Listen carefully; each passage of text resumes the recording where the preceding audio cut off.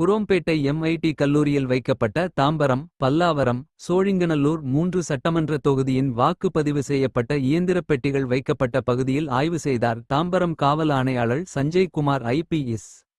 தமிழகத்தில் கடந்த 23ஆம் தேதி நடந்து முடிந்த 2026 சட்டமன்ற தேர்தலில் தாம்பரம், பல்லாவரம், சோழிங்கநல்லூர் ஆகிய 3 சட்டமன்ற தொகுதியில் வாக்குப்பதிவு செய்யப்பட்ட இயந்திரப் பெட்டிகள் குரோம்பேட்டையில் உள்ள எம்ஐடி கல்லூரியில் அப்துல் கலாம் வளாகத்தில் பாதுகாப்பாக வைக்கப்பட்டுள்ளது. அதனை பார்வை செய்ய தாம்பரம் மாநகர காவல் ஆணையாளர் சஞ்சய் குமார் ஐபிஎஸ் அவர்கள் வருகை தந்து தாம்பரம், பல்லாவரம், சோழிங்கநல்லூர் ஆகிய சட்டமன்ற தொகுதியின் வாக்குப்பதிவு செய்யப்பட்ட இயந்திரப் பெட்டிகள் பாதுகாப்பான முறையில் இருக்கிறதா, அனைத்து பகுதிகளும் சிசிடிவி கேமரா பதிவு செய்யப்பட்டு இயங்குகிறதா, போலீசார் பாதுகாப்பு பணியில் எவ்வாறு பணி செய்கிறார்கள், யார் யார் பெட்டிகள் வைக்கப்பட்டுள்ள இடங்களில் வந்து சென்றார்கள் என வருகை பதிவேட்டை ஆய்வு செய்து பின்னர் ஆணையாளர் தான் வந்ததற்கான வருகை பதிவேட்டில் கையொப்பமிட்டு ஒவ்வொரு சிசிடிவி கேமராக்களையும் ஆய்வு செய்தனர்.